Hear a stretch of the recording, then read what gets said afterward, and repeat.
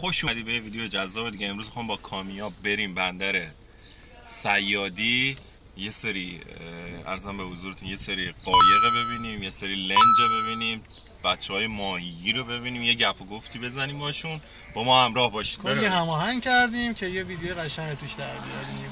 مطمئن باشین که لذت میبریم و سابسکرایب یادتون نره و میریم که داشته باشیم.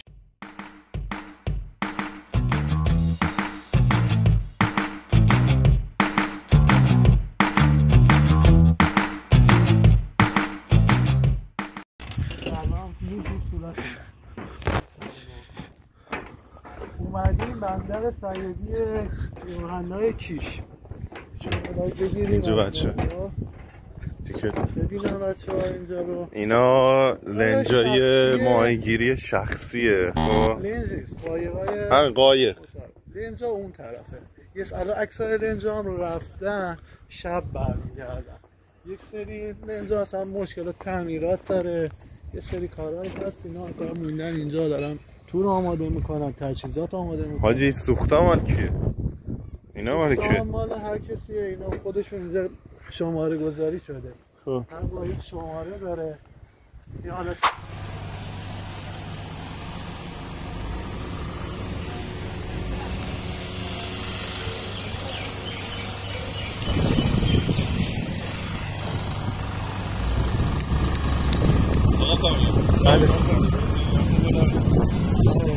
به خونهشون شده دیگه، گل زدن.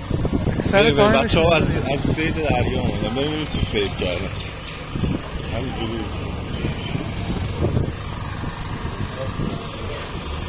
برو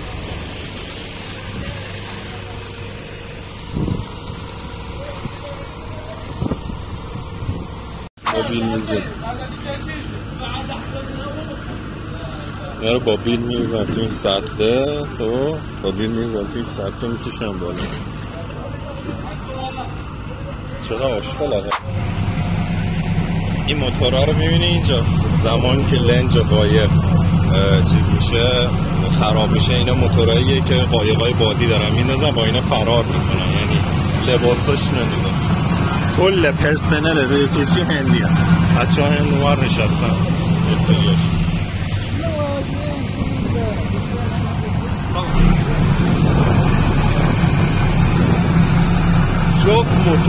جوب موتور داره دیپ میکنه، یعنی داره در حالت چیز داره تنظیمش کنه که پارک کنه. بیا اینجا بچه ها رو نشون بده از سید برگرد.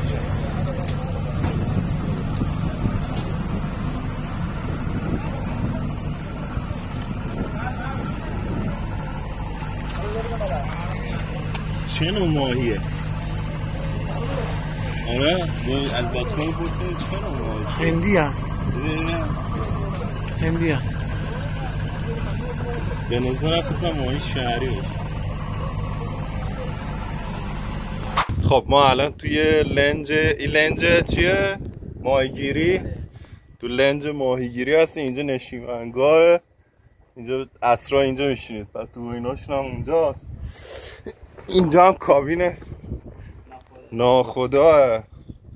حالا ناخدا رفته استراحت که اینم داخل کابینشه. اینم محیط لنج.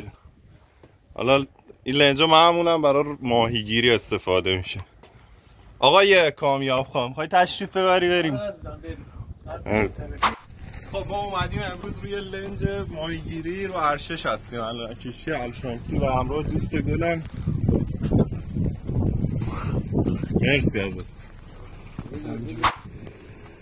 اینجا پاچال کشتی ها رو میارن. خب بگی بچه ها ببینم. کشتی میاد اینجا. خب اون قسمت بعد جره ثقیله که نشونتون دادم ویدیو قبلی، میاد اینجا میکشنش بالا. اینم جره ثقیل قول‌پیکریه که باش کشتی ها رو از دریا میکشن بالا. چه چرخای قوی داره نه؟ بله. این که بچه ها ببینن چرخشو خیلی بزرگه.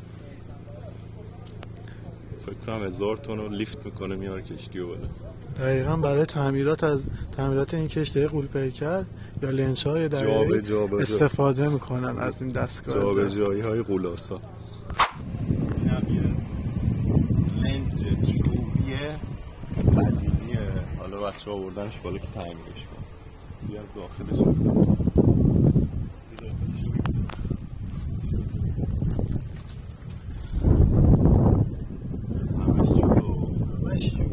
چیپ.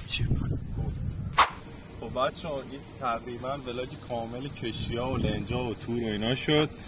حالا ایشالا تو ویدیوی بعدی کاملتر یه پکیج کامل راجبه یه تیکر هم توضیح بدین که اینجا این تشتای بندریه، اینا خراب میشه زیر سوراخ دیگه میندازنشون همینجا، قابل استفاده نیست، میشه قبرستان قایقا. و اونم کجا؟ اونجا هم چه کشتی ساز یه ماشین میبینی ماشین اینم که میبینی اینم واقعا دیگه قابل تعمیر نبوده، انداختنش